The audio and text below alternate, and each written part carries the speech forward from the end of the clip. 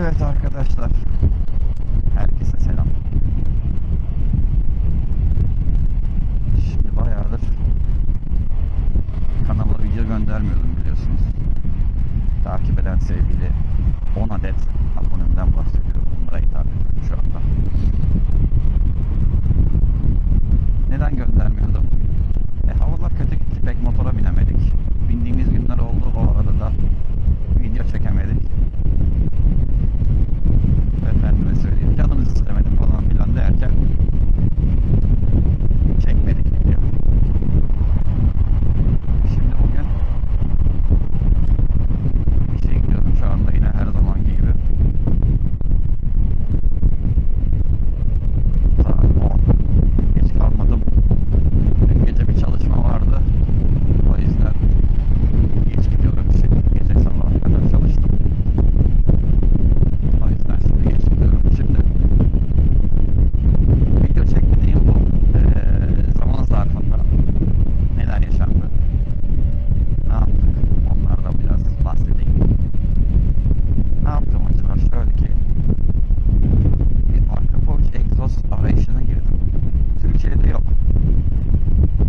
X10 için arka porch egzoz Türkiye'de yok arkadaşlar. Bunun bir tane Türkiye distribütörü var. Adını unuttum şimdi, internette yazınca çıkıyor, bulursunuz siz de. Onları aradım. Onlar dediler ki biz bir araştıralım, size dönelim. Elimizde yok. Biz sipariş verirsek 20 gün, 15-20 gün sonra gelir dediler. Tamam dedim, yani sipariş verebiliyorsak verelim, bana fiyat bilgisi geçin. Ne kadar zartır falan. İşte ortalama 3.754 falan dediler. Ondan sonra biz dediler şey yapalım, tedarik olayını araştıralım, size dönelim. Tamam dedim. Neyse, bunlardan birkaç gün sonra cevap geldi. Artık bu X10 için arka porch egzoz üretilmiyormuş. Ne zaman üretileceği belli değilmiş. Tedarik için elinde de stok yokmuş. Yok dediler. Yani size farklı bir alternatif sunalım falan filan dediler. Ondan sonra işte Malos, Polini falan. Malos'ya falan baktım. Çok şey duruyor yani. Şimdi arka porch gibi durmuyor yani. Arka porch orayı kapatıyor böyle bayağı. Çift çıkış falan ya arka porch. Sonuçta olan çift çıkış. Bayağı güzel duruyor. Polini'ye falan baktım. Malos hiç güzel durmuyor yani. Küçük duruyor çok. Affedersiniz. Kelebek konmuş gibi yani. Neyse. Ondan sonra bayağı bir hayal kırıklığına uğradım. Türkiye'de satan yok ikinci el. Ondan sonra ben dedim bir kendim bir araştırayım bakayım. Yani belki bir yerlerde hani Türkiye'ye gönderim yapan bir sitede falan bulurum ederim. Bir bakayım dedim. Böyle bir araştırmaya koyuldum arkadaşlar. Bir tane site buldum. Hatta birkaç tane site buldum ama mesela hiçbirisinin stoğunda yok.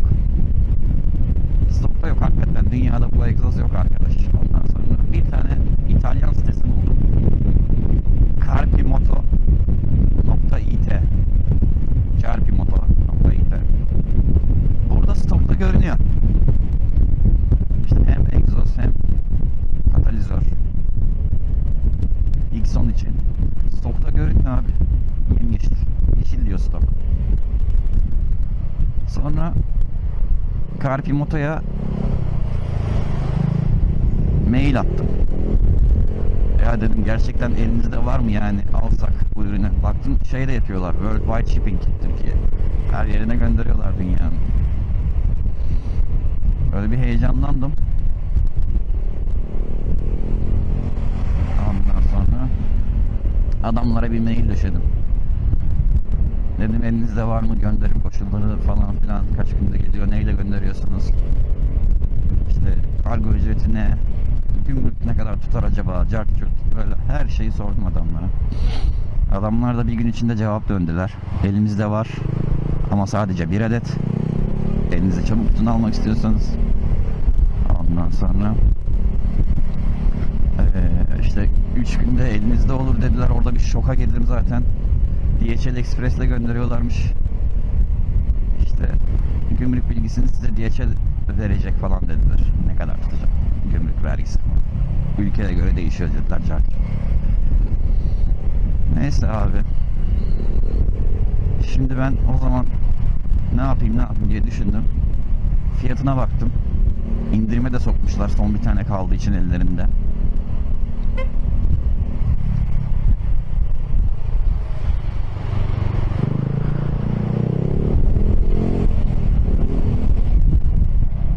Ondan sonra kaça geldi diyeceksiniz arkadaşlar.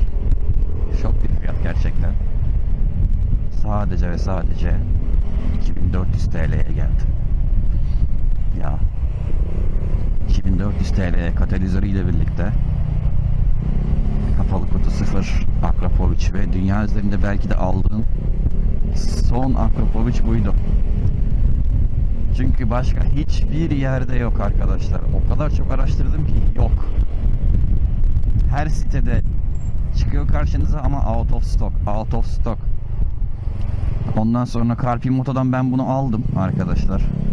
Ne zaman aldım? İşte bu ay aldım yani. Bir iki hafta falan oldu alalı. Geçer miyim buradan? Şöyle bir deneyelim şansımızı. Ondan sonra bir cuma günü sipariş verdim arkadaşlar. Salı günü egzoz elimdeydi. 3 gün ya. Yani hafta sonunu sayma. Cuma sipariş verdim. Salı elimdeydi ya. Şok oldum. DHL Express'le gönderdiler. Cuma günü sipariş verdim arkadaşlar. Hemen uçak kargo. Uçağa verdiler Cuma günü. DHL Express'e. Ürün cumartesi günü pazar mı ne Türkiye'ye giriş yaptı.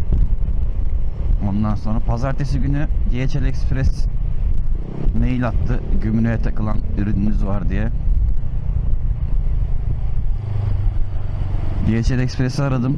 İşlemler nedir falan diye bana bir mail gönderdiler. Birkaç şey istiyorlar işte nüfus cüzdanı, ürünün ne olduğunu soruyorlar. Ona göre işte ruhsat istediler mesela motorun ruhsatın resmini.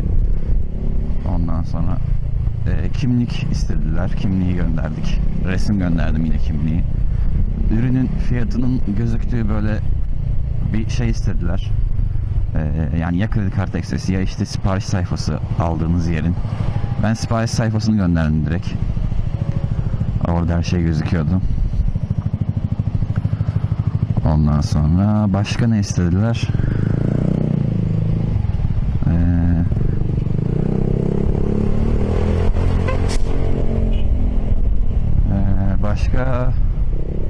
Başka bir şey istemediler sanırım. Bir tane de form gönderiyorlar. Sizin adınıza malı gümrükten çekebilmek için onlara bir yetki veriyorsunuz. Başka bir şey yok. Ondan sonra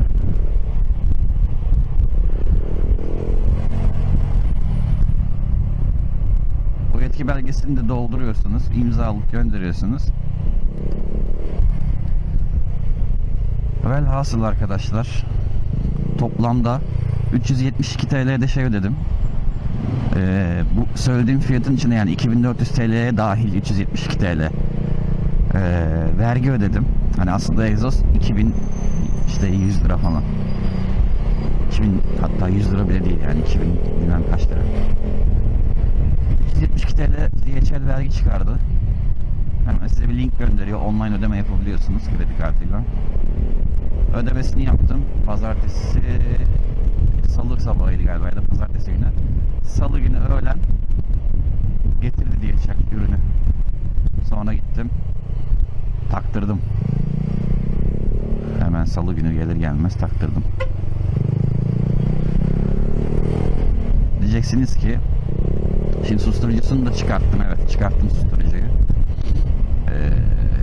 Motor Vizyon Fuat Usta'ya götürdüm. Orada taktık beraber. Susturucuyu da çıkardım. Susturucu da kullanılabilir ama susturucusu çok daha güzel oluyor sesi yani. Çok güzel pop bir ses oluyor. Xon'un için hakikaten güzelmiş. Çok beğendim. Başka hiçbir fark oluyor mu derseniz bilmiyorum. Yani ben öyle bir fark hissetmedim. Yaprak için iddiasına göre işte bir beygir miydi neydi? Öyle bir şey ekliyordu sanki. O da ne fark edecekti zaten. Ondan sonra ses çok güzel oluyor.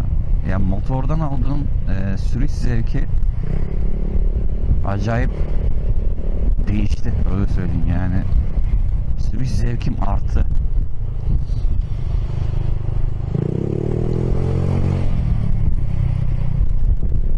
Acayip arttı sürüş zevkim. Yani motora binesim daha da çok geliyor yani. O derece bir fark etti arkadaşlar. Bana yol verir mi acaba?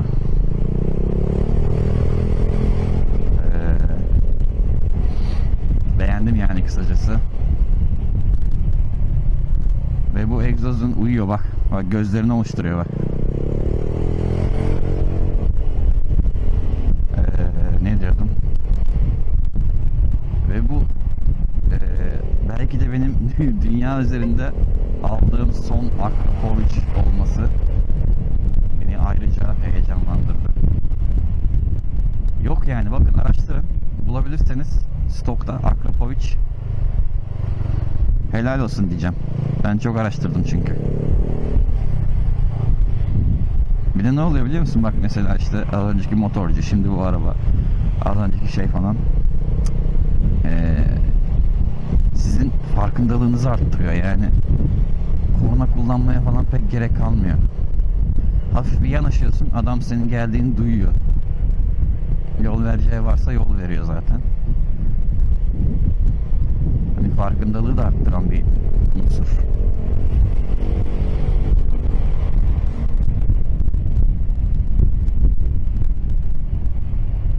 Ben sevdim abi.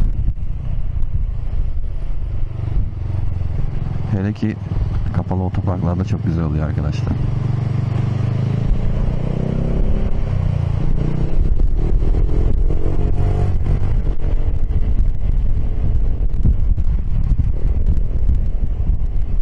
Başka bir şey yaptım mı bu aralar?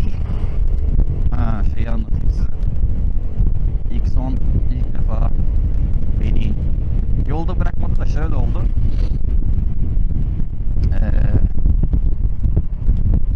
İşten geldim eve, otoparka girdim, motoru park ettim. Bir de bakarım ki fıs diye bir ses geliyor, böyle çeşme sanki su. Motora bir baktım alttan fıs böyle su akıtıyor ip gibi. Ondan sonra hayda dedim, acaba ne bu şimdi? Su mu, yağ mı, nedir? Baktım su. Ondan sonra bir video fotoğraf falan çektim, ustama gönderdim. Fuat Usta'ya. Fuat Usta dedi ki tapadan mapadan olabilir dedi. Kaçırıyor olabilir, contadan olabilir falan dedi işte. Ondan sonra tamam dedim ustam, getireyim bakalım, ama neyse ertesi gün cumartesiydi. Cumartesi günü biraz su ekleyeyim dedim şimdi. Ne kadar kaçırdığını falan bilmiyorum ama bayağı bir su olmuş motorun altında. Birikmiş yani, yere akmış. Doldurdum. Su ekleyeyim dedim motora. Bir ekliyorum, foş. Benim eklediğim su alttan aynen dökülüyor abi. Ondan sonra dedim bu iş böyle olmayacak. Fuat Usta'yı aradım. Dedim böyle böyle. O da dedi ki Beylikdüzü'nden Bahçeli Evler'e o şekilde gelemezsin dedi motorla. Daha büyük dertler açar başına dedi. Yani sus, gidecek halimiz yok. Çekici var benim bir tane. 10 numara iş yapıyor. Motoru yıkıyor. Profesyonel yani. Öyle kaydırıp ufak iş yapmıyor. Harley Davidson, BMW falan hepsiyle anlaşması var. BMW mesela servisle anlaşması var. Motorları o çekiyor. İsterseniz veririm numarasını. Harikadır. Onu aradım işte. Serkan ismi. Dedim böyle böyle Serkan. Tamam dedi, hemen geleyim dedi. Sağ olsun. Geldi hemen. Yarım saat içinde geldi Beylikdüzü'ne. Motoru yükledik. Ondan sonra ben motoru şeye gönderdim. merkeze, Abdullah Usta'ya. Çünkü Fuat Usta dedi ki parça falan gerekebilir. Buradan da beklermen, yani beklemen gerekir. Ama işte motopikten parçayı söyleriz falan filan. İş uzar. Yani en az 3 gün motor yatar. Ben de biraz tez canlıyımdır bu konularda. O yüzden Abdullah Usta'ya çekiciyle motoru cumartesi günü gönderdim. Pazartesi günü Abdullah Usta aradı. Dedi ki termostat arızalanmış. Termostatı değiştiriyoruz. Ondan sonra bir de bunlarda bir kör tapa var. O kör tapa kaçırıyordu dedi. Onu dedi tornada çok daha iyisini yapacağız. Orijinali çünkü gene galiba bir sıkıntı falan yaratabiliyormuş. Yani bir zaman sonra. O yüzden orijinalinden çok daha iyi oldu dedi. Tamam dedim, usta elinize sağlık. Velhasıl bir de bakımı gelmişti. 20.000 bakımıydı. Pardon 25.000.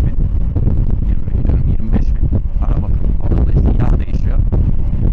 Ondan sonra o bakım işte bu tamirat, tadilat falan işte termostat, conta merkezde bana 600 kağıda patladı arkadaşlar. 600 kağıt bayıldık. Ben normalde bakımlarını Fuat Usta'da yaptırıyorum. Yani mesela 20.000 bakımına motopikten. Önce Fuat Usta'ya sordum ne lazım 20.000 bakımında. O zaten biliyor işte hava filtresi, yağ filtresi, yağ işte standart. Ondan sonra bunlar lazım. Yani balıkların falan iyi durumdaydı zaten. Ondan sonra motopikten Fuat Usta sipariş veriyor. 2 günde geliyor zaten. O bana geldiği zaman haber veriyor parçalar. Gidiyoruz bakımını yaptırıyoruz Fuat Usta'da. Yani takdir edersiniz ki yetkili servisten çok daha uygun oluyor. Yetkili servis tabii daha pahalı. Parçalar falan da daha pahalı. Bir de Fuat Usta'nın motopikten indirimi var tabii, sürekli oradan mal alımı yaptığı için. Sağ olsun o indirimini de bize kullandırıyor. Yani bir İtalyan kullanıyorsanız Bianchi, Aprilia artık ne varsa Vespa bilmem ne, kesinlikle Fuat Usta'yı öneririm arkadaşlar. Zaten İtalyan kullanan biliyordur Fuat Usta'yı. Ondan sonra ben başka bir şey yapmadım arkadaşlar, bu kadar. Başıma gelen olaylar, egzoz maceramız, su akıtma maceramız falan.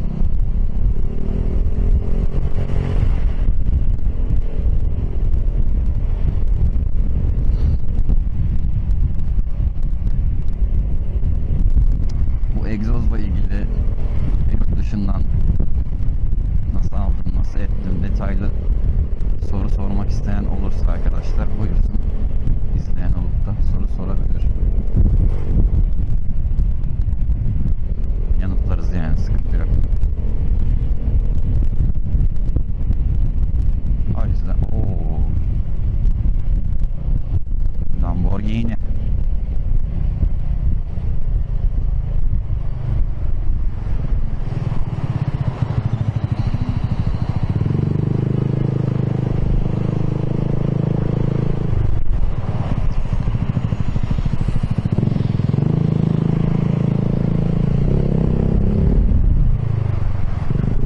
Arkadaşlar şuraya kullanan varsa E5'te bu şu yolu, bu mevkiyi daha doğrusu, şu ince yer var ya bak, şu ince ip gibi çatlak olan bölüm, bakın özellikle şurası falan, şurası bak, şurası şu an geçtiğim yer, burası çok fena motoru sağa sola atıyor, dikkat edin.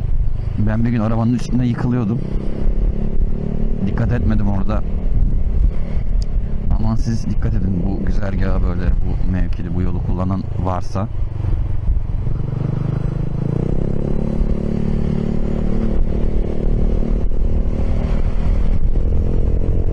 Çok fena motoru yapıyor ya, tekerlekler oraya giriyor ya, savuruyor böyle sağa sol.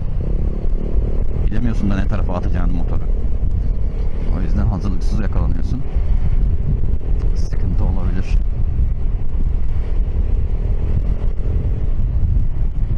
arada motorun dün müydü, ondan önce gün müydü ya? Mecidiyeköy'de tam işe gelmek üzereyim. O ışıkların orada, köprü altına gelmeden. Şöyle sağdan gidiyorum böyle. Trafikte duruyor. Kadının biri kapıyı bir açtı. Yani anlatamam ya. Nasıl durduğumu bir ben biliyorum ama şöyle söyleyeyim arkadaşlar. Bu kombine ve ABS var ya, acayip işe yarıyor ya. Hani millet diyor ya ABS olmasa da olur işte, ileri seviyede kullanıcıya ABS bilmem ne de cartta cupta. Hiç öyle bir şey yok abi. ABS var ya, of, 10 numara ya. Yani motor duruyor ya. Ne kayma ne bir şey. Ön tekerde ne kızaklama. Kombine fren desen 10 numara zaten. Yani motorun frenlerine bir kez daha aşık oldum diyebilirim. Şimdi ne yapacak acaba? Sağa mı gidecek? Böyle bir izlenim yarattı bende bu. Yürümüyor çünkü.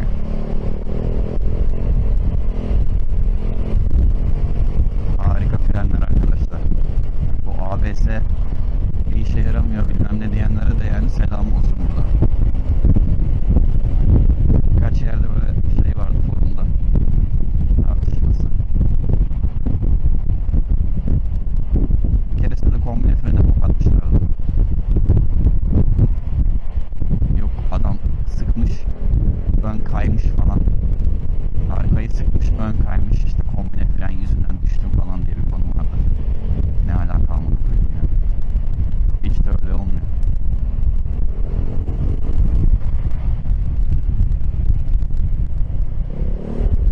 Ben de o kadar sert abandım o gün, hiçbir şey olmadı yani. Zart diye durdu motor.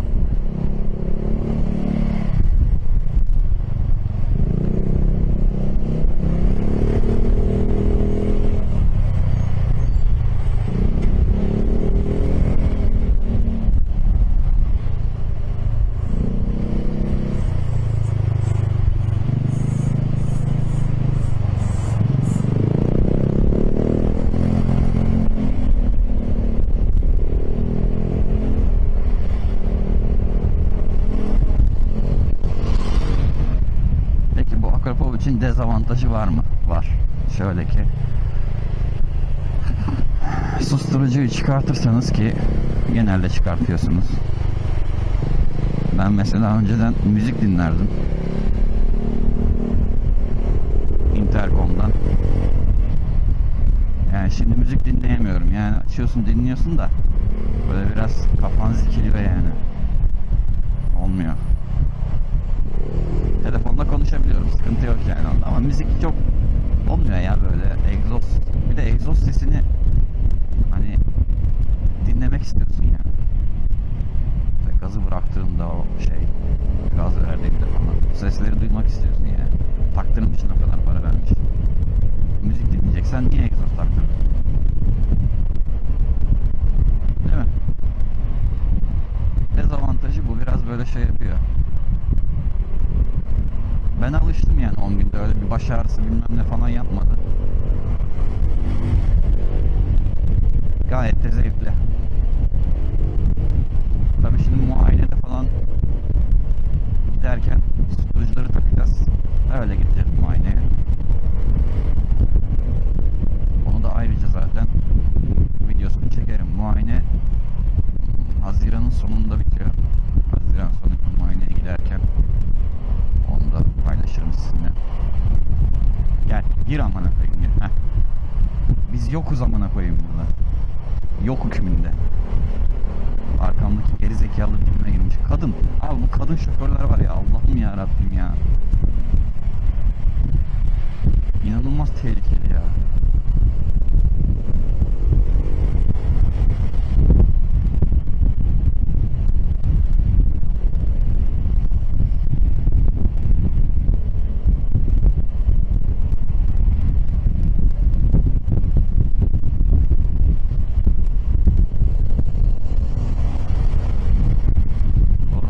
Açmadık ya. İş yerinden arayacaklar falan. Intercom daha doğrusu.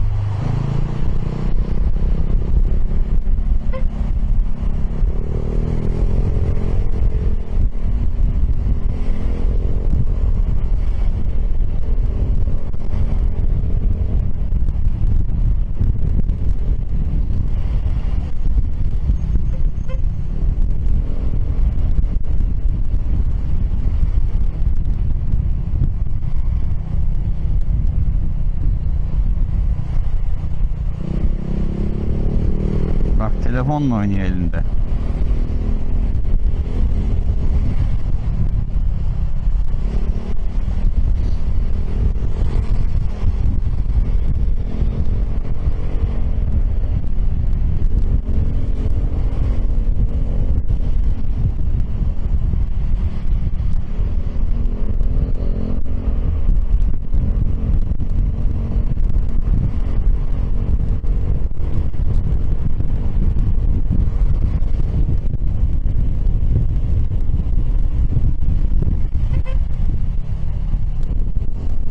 Bu da telefonla oynuyor.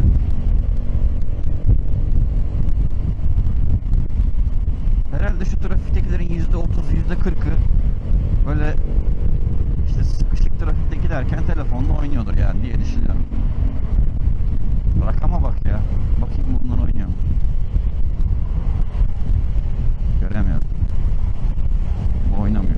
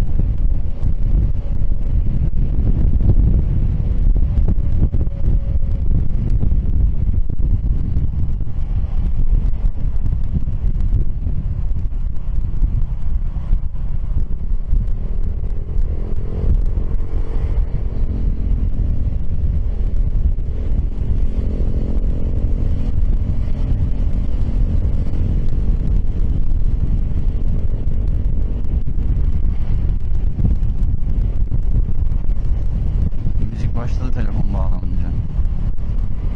Ama şu an müzik dinleyecek keyifte değilim yani. O modda motor sürmüyorum şu an.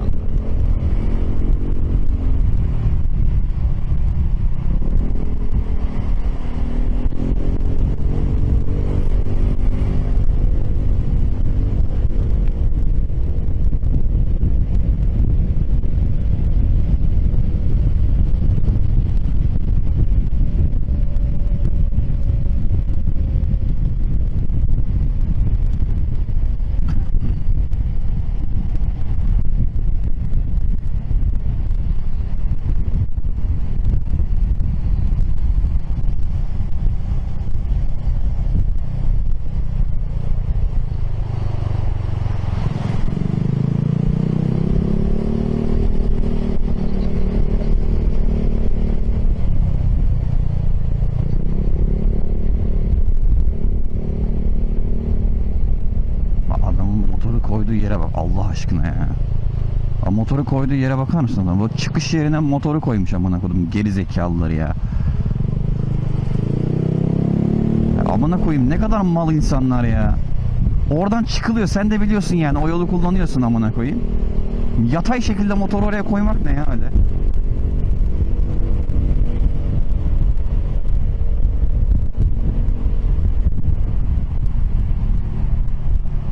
İşte insanlar cins abi garip. En azından güzel motor kullanmıştım ya. Yaklaşık bir 3-4 bin kilometre ben de Inazuma kullandım.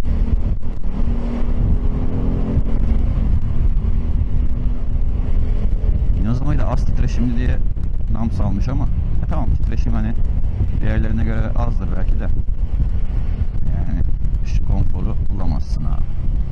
Sıfır titreşim sıfır. Inazumacılar da öyle ya sıfır, yararrak sıfır titreşim.